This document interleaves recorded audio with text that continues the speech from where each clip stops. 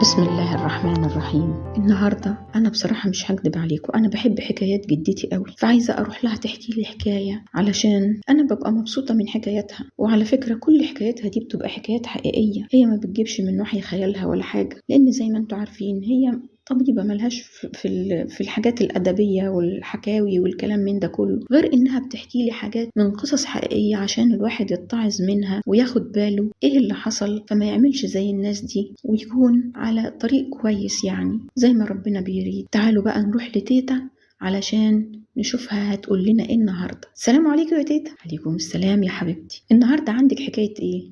نفسك تحكي لي حكاية إيه؟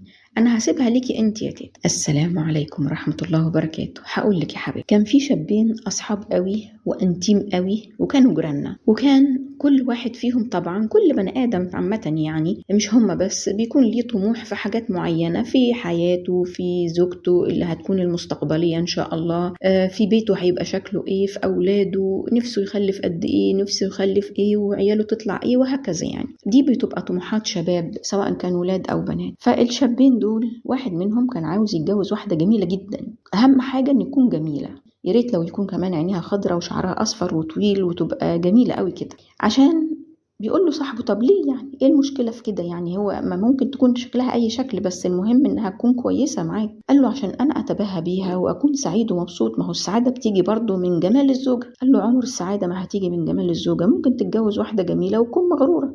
قال له لا لا لا بس انا نفسي في كده. قال له براحتك. المهم صاحبه الاولاني ده راح اتجوز واحدة، وطبعا عزم صاحبه التاني بقى في الفرح. فزوجته كانت قسنطوطة شوية، كانت ملامحها طبيعية، ما هياش جميلة قوي ولا هي قبيحة، كانت بني آدمة طبيعية عادية يعني جمالها الجمال الطبيعي العادي. فلما صاحبه حضر الفرح قال له بقى هي دي القصيرة القزعة اللي انت رحت اتجوزتها؟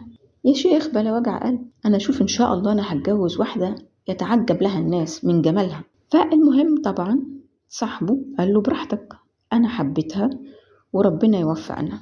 بعد شوية صاحبه التاني ده اتجوز واحدة وكانت فعلا عينيها خضرة وشعرها أصفر وجميلة وباهرة الجمال، طول بعرض ممشوقة القوام.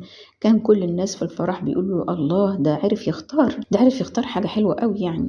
طبعا احنا عارفين ان اختيار الزوجة الصالحة الكويسة عمره ما كان بالجمال، وعمره ما كانت مقاييس الجمال هي مقياس للصلاح، ولكن هو الظاهر بتاع الناس كده. المهم فهما الاتنين اتجوزوا، كل واحد فيهم خلف سبحان الله خلفوا زي بعض، ولدين وبنت وولدين وبنت، واتفرقوا ما بينهم وبين بعض مع الزمن، ومع ده ساكن في مكان وده ساكن في مكان، وتفرقوا وتجمعوا بعد حوالي 21 سنة. 21 سنة اتقربوا من بعض، وكانوا بالصدفة لقيوا أماكن إن هم يعرفوا يسكنوا في شقق تمليك بقى. طبعا حالهم المادية اتحسنت أكتر وكلام من ده، فكل واحد جاب شقة تمليك جنب التاني وبقوا مع بعض أغلب الوقت. وبعد فترة من الزمن كمان بص لقى صاحبه الأولاني اللي هو اتجوز القسنطوطة ده قال له أنا عازمك على رسالة الدكتوراه لابني. طبعا كانت الأم اللي هي القسنطوطة الصغنططة اللي كده، وعرف إن ابنه التاني مهندس في موقع كويس جدا، وبنته التالتة كانت صيدلانية. طبعا هو حضر رسالته للدكتوراه وقال له مبروك وربنا يسعدك وتمنى له الخير يعني. بعد فترة فوجئ إن ابنه هو الكبير اللي هو متجوز الجميلة الباهرة الجمال كان تعبان شوية، فراح خده عشان يروح للدكتور. فالدكاترة شخصوه إن هو حالته من الحالات اللي مش كويسة خالص، في حالات السرطان، وكان في المخ. فالمهم طبعا جاره اللي هو صاحبه الأولاني ده فبيقول له في ايه وكده، قال له انا هسفر ابني بره، ولان تقريبا نفس الحكاية ونفس الأعراض عند ابني الأول وابني التاني، فأنا مش عارف أعمل ايه.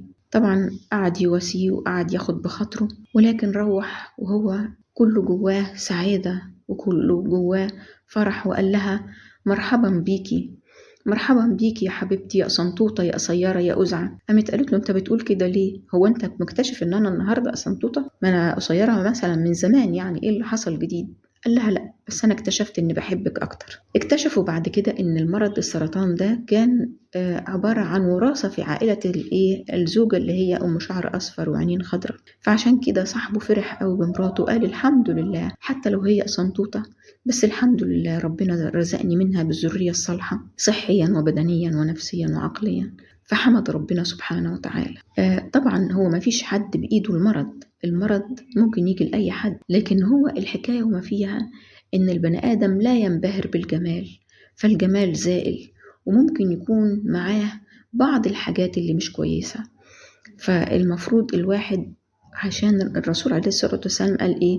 اظفر بذات الدين تربت يداك. يعني البني آدمة اللي تلاقيها كويسة وأصيلة وتعرف دينها كويس، هي دي اللي تناسبها علشان تكون سعيد ومبسوط. كده يا حبيبتي أنا أكون قلت لك قصة النهاردة. سلام بقى.